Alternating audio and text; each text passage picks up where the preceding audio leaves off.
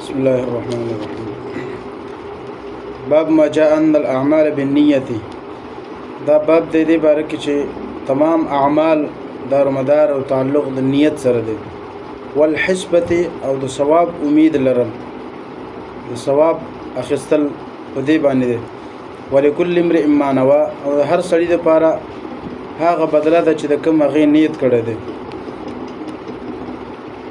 فدخل فيه الايمان، نو په دې کې امام بخاری وایي په دې کې ایمان هم داخل شو، والوضوء او دس کول، والصلاه والزکات، حج والصوم والاحکام، او ټول احکامات دا په دې کې داخل شو. لکه ردی مقصد امام بخاری رحمه الله هغه بیانې کنه چې د اعمالو فائدہ شته، بل دا چې ټول اعمال چې کوم دي دا دارومدار نیت سره دي. او اصل کې یو فرقه تر شوی دا غي ته کرامیه وای. چې شوی کرامیه مذهب دا دی کنه، لکه مونږ وایو چې ایمان دوه شی نه نوم دی. ایمان وای تصدیق قلبي او په ژبه اقرار، یعنی په ژبه اقرار کول دا هم ضروری دی، خو اصل ایمان خو پړه کې دی، تصدیق قلبي دی. نو هغه وای کرامیه چې د تصدیق دا ضروری نه دی، یعنی درړنه نیت کول دا ضروری نه دی، بس په ژبه سره اقرار وکي د ایمان دا پوره ده. یو سړی په خله باندې کلمه وای په ژبه باندې، بس دا د هغه د اسلام او د ایمان لپاره کافی ده. نور کاغه پړه کې دا غي نیت کړی که نه کړی، تصدیق قلبي ای او کني، نو لہذا هغه سړی به مسلمان دی. حالانکه موږ مذهب دا دی چې هغه سړی چې کوم پورې تصدیق قلبي اصل دی چې دا نه کړی په ژبه د اقرار وکي. مثال کے طور پر یو سړی د پړه باندې اړه داغه تصدیق قلبي نشته دی، اړه مسلمان نه دی، صرف په ژبه باندې کلمې وایي، دا خو منافق دی کنه، دا موږ منافق وو. نو ته منافق ولا کېږي حالانکه په خله باندې هغه کلمه وایي، چونکه هغه پړه کې ایمان نشته دی، اړه نیت نشته، نو هغه کس مسلمان نه دی. او دا کرامیه وایي چې نه صرف په ژبه باندې اقرار کول دا پوره دي، اړه تصدیق نه نیت نه، نو دا نقصان نه کوي. امام بخاری په هغه کرامیه باندې رد کوي دلته نه چې ګوره ما جاء باب ما جاء ان الاعمال بالنیت. امام بخاری وایي چې ټول اعمال تعلق د نیت سره دي. او مخکې ما تاسو ته ویلو کنه چې د امام بخاری په نس ایمان، اعمال، تقوا او دغه شانتي نور سم شي نه دي، هغه ټول یو دي. دین اسلام، ایمان، تقوا دا ټول یو شی دي کنه، نو اعمال یو شی دي. نو امام بخاری وایي الاعمال بالنیت، ټول اعمال تعلق د نیت سره دي. او په نیت کې اعمالو کې ایمان هم راځي، نو معلومه شو چې ایمان هم د نیت سره تعلق ساتي.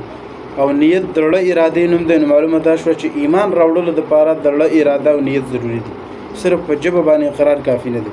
لکه څنګه چې مخکې غلط لفظ دی ګوره فدخل فيه الايمان، د اعمالو کې چې داخليږي امام بخاری وایي دی کې ایمان هم داخليږي، وضو او دس منځ، زکات، حج، روزه او دغه شانته تمام احکامات دا ټول په دې کې راځي. نو ایمان هم پکې راځي، نو معلومه ده شو چې ایمان تعلق هم د نیت سره دی، او نیت تعلق د ړه سره دی.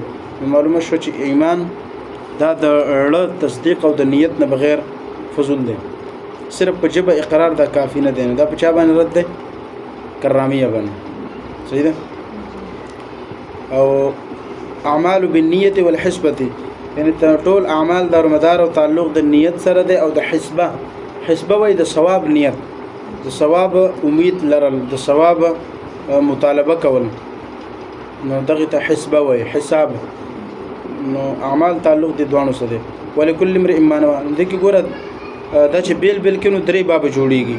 پهله باب دا دی باب ما جاء ان الاعمال بالنیت یو، او دویم جوړیږي باب ما جاء ان الاعمال بالحسبه دوا، او دریم باب به دا جوړیږي ول باب ما جاء ان لكل امرئ ما نوى. نو کله چې یو جوړه او کدرې جوړه استا مرزي ده. لیکن امام بخاری درې حدیث راوړي، او دا درې حدیث راوړلو مقصد هم دغه دی چې یو حدیث د نیت لپاره راوړي، بل د حسبه لپاره، او دریم لكل امرئ ما نوى. د دې درې وانه لپاره بیل درې حدیثونه به امام بخاری راوړي. وقال تعالی، او قران نه یو آیات پیش کوي به تور دلیل چې قل اے پیغمبر ته فرمایي چې کل يعمل على شاکلته، هر یو سړی عمل کوي علی شاکلته ای علی نیته، هر سړی د خپل نیت مطابق عمل کوي.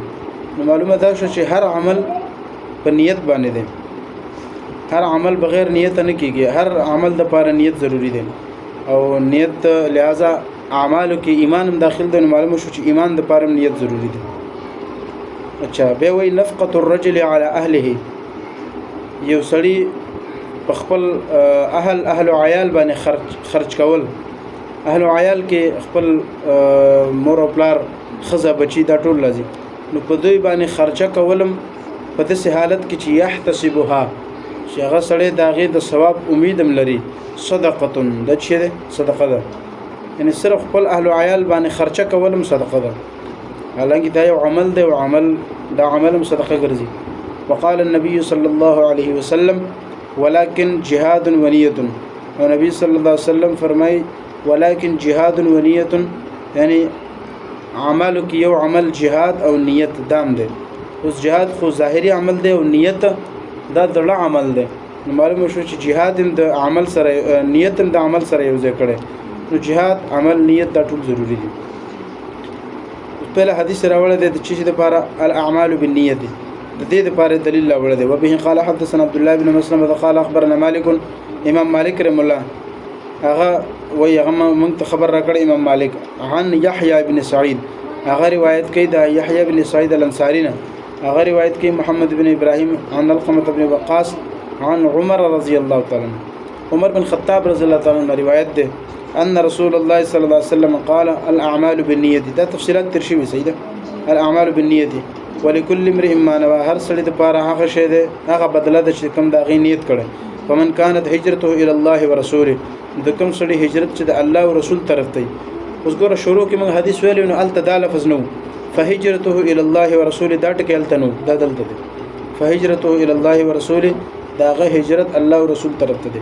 ومن كانت هجرته لدنيا، او د کوم سړي هجرت چې د دنیا د پاره یصيبها هغه حاصله کی، او امرأه یا د خزه د پاره یتزوجها هغه سبد نکاح وکي، نو فهجرته الى ما هاجر الی، داغه هجرت داغه شي د پاره د کوم د پاره د هجرت کړي، یعنی اخروی څه فائدہ به ته نه ملاويږي، بس دنیاي مقصد واغه ته ملاوي شو.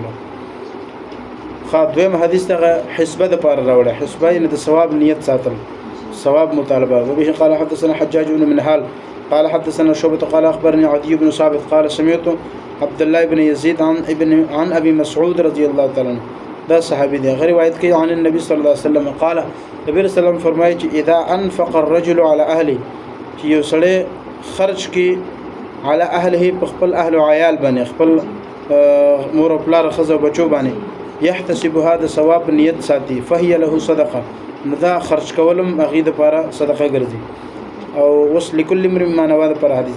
وبه قال حدثنا الحكم بن نافع قال اخبرنا شعيب بن الزهري قال حدثنا عامر بن سعد عن سعد بن ابي وقاص انه اخبره ان رسول الله صلى الله عليه وسلم قال، نبی رسول الله فرمای انك لن تنفق نفقه، چې ته هرگز نه خرج کې څه شی خرج کول تبتغي بها وجه الله، چې دا غي په وجه ته د الله رضا ولټه، یعنی د الله د رضا لپاره چې ته هر څه شی خرج کې کنه، نو الا اجرت عليها، مگر تعالی په هغه باندې الله اجر درکړي، تعالی په اجر درکول شي، یعنی مطلب چې ته څه خرج کې په هغه الله اجر درکړي. حتى ما تجعل في فم امراتك، تر دې چې ته چې څه شی د خپل خزه په خوله کې اچي په هغه باندې هغه ستاده لپاره صدقه ګرځي. او دینه عام حالت مراد ده چې یو سړی خپل خزه له خوله کې نوړی شی ور کوي، هغه مراد ده، لیکن اکثر علما وایي چې دینه مراد ده چې خزه بیماری معذوره په خپل خوراک نشي کولای، نو دغه حالت کې چې تاغیله په خوله کې خوراک ورکړي یا شی ورکړي، نبی صلی الله علیه وسلم فرمایي دا صدقه ده. زمخ کې